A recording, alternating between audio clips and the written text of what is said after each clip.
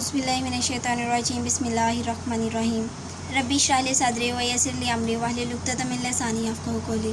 अस्सलाम वालेकुम students, today is 30th July 2020 and Thursday.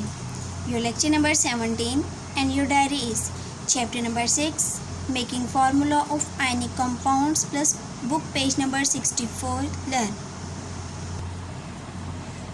So 7th class book page number 64. Start reading.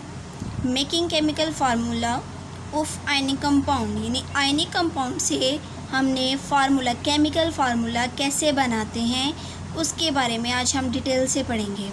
Compound क्या होता है? Compound दो या दो से ज़्यादा एटम जब केमिकली कंबाइन होते हैं तो नई बनने वाली चीज़ को हम कंपाउंड कहते हैं। लेकिन यहाँ पे हमने आयनिक कंपाउंड की बात कर रहे हैं।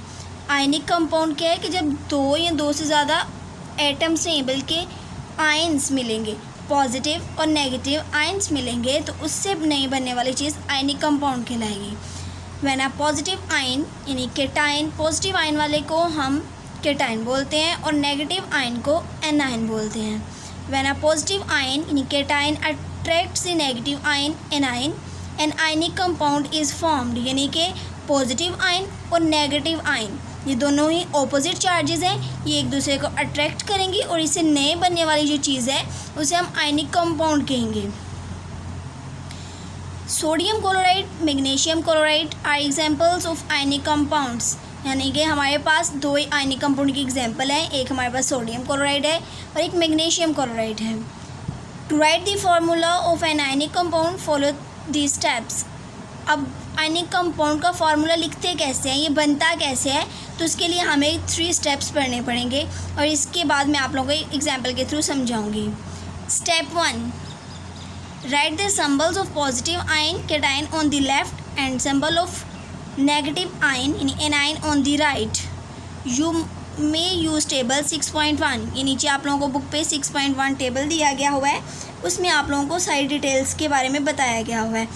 हमें इन्होंने फर्स्ट स्टेप में कहा है कि पॉजिटिव आयन वाले का यानी कि हमारे पास जो केटाइन है वो हम लेफ़्ट साइड पे लिखेंगे और जो हमारे पास नेगेटिव आयन है यानी एनायन है वो हम राइट साइड पे लिखेंगे। इससे नीचे आप लोगों को एग्जांपल पे भी नज़र आ रहा है कि हमारे पास Ag यानी सिल्वर आयन है, ये पॉजिटिव वाला है, वो हमने लेफ़्ट साइड पे लिखा है और जो हमारे पास नेगेटिव आयन है वो हमने राइट साइड पे लिखा है। स्टेप 2 देखें। Step 2, put the valency number of each ion with its charge on its top right side. हमने पहले तो पॉजिटिव और नेगेटिव आयन्स देखे हैं यानी केटाइन और एनायन। केटाइन को हमने लेफ़्ट साइड पे लिखना है सिंबल के साथ और नेगेटिव आयन वाले को राइट साइड पे लिखना है। लेकिन स्टेप 2 में क्या करना है, हमने उसके वैलेंसी नंबर लिखना है यानी कि +1 या -1 +2 -2 ऐसे लिखना है, उसके टॉप राइट साइड पे लिखेंगे। Step 3, interchange the valency number of both ions and write them on lower right side of each ion, यानी अब ये जो वैलेंसी नंबर हमने लिखे थे टॉप राइट साइड पे उनको हम इंटरचेंज करेंगे। ये देखें जैसे कि हमारे पास यहाँ पे पहले आयन्स बने हुए हैं, नहीं हमारे पास सिल्वर आयन है तो उस पर पॉजिटिव चार्ज आएगा, सल्फाइड आयन है तो उस पर नेगेटिव चार्ज है। इसके बाद हमने इनके वैलेंसी नंबर लिखे हैं Ag1 और S2 यानी कि सल्फाइड का S है उसके ऊपर 2 लिखा है यानी इसकी वैलेंसी 2 है। उसके बाद इनके वैलेंसीज को इंटरचेंज करना है जिसे हम क्रिस क्रॉस मेथड भी बोलते हैं, तो उसके थ्रू हम इसको इंटरचेंज करेंगे। तो जब इंटरचेंज करेंगे तो वो इसके नीचे लिखा जाएगा जी। तो जब हमने वैलेंसी नंबर जो दोनों आयन्स की लोअर राइट साइड पे लिखनी है इंटरचेंज करके। Omit the positive and negative science which cancel each other. Omit होते खारिज होना, जो पॉजिटिव और नेगेटिव आयन्स बने थे हमारे पास तो वो एक दूसरे को कैंसिल कर देंगे। Remember the number 1 is also omitted, ये भी याद रखें कि नंबर 1 जो है वो भी ओमिटेड है। This method of writing chemical formula is called criss cross method. ये जो आयनिक कंपाउंड को लिखने का फार्मूला है इसे क्रिस क्रॉस मेथड कहते हैं। इसे क्रिस क्रॉस मेथड सिर्फ इसी वजह से कहते हैं कि यहाँ पे हमने इनको इंटरचेंज करवाना होता है वैलेंसीज को, जो कि पहले टॉप राइट साइड पे लिखी होती हैं और बाद में हम इन्हें लोअर राइट साइड पे लिख देते हैं।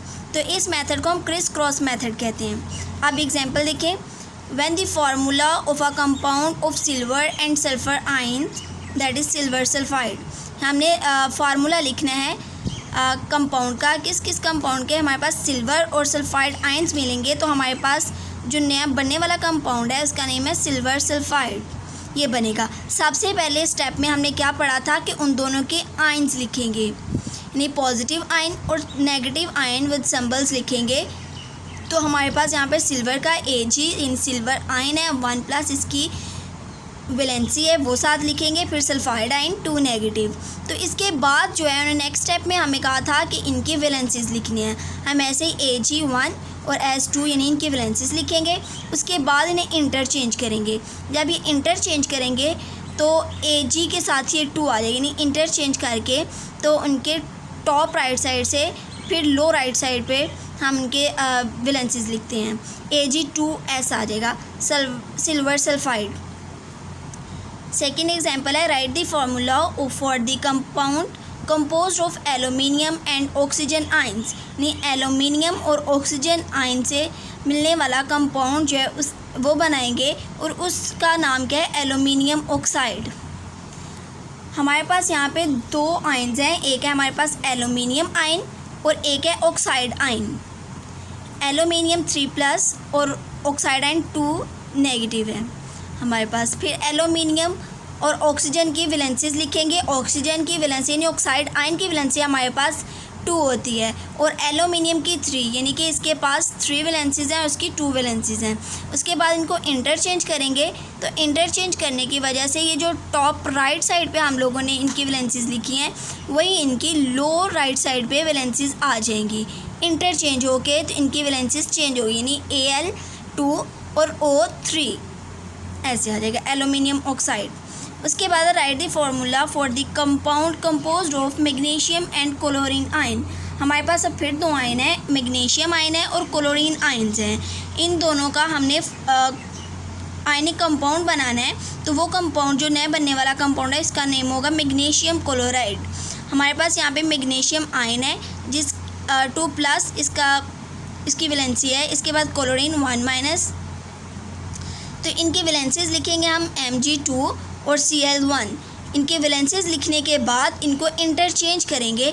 जब इनको हम इंटरचेंज करेंगे तो इनकी वैलेंसीज चेंज हो जाएंगी, Mg1 यानी और Cl2।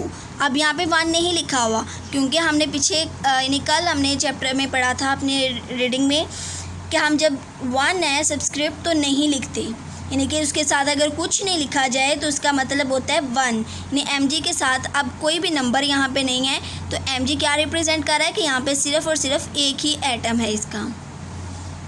आई होप सो आप लोगों को समझ आ गई होगी। जज़ाकल्लाह।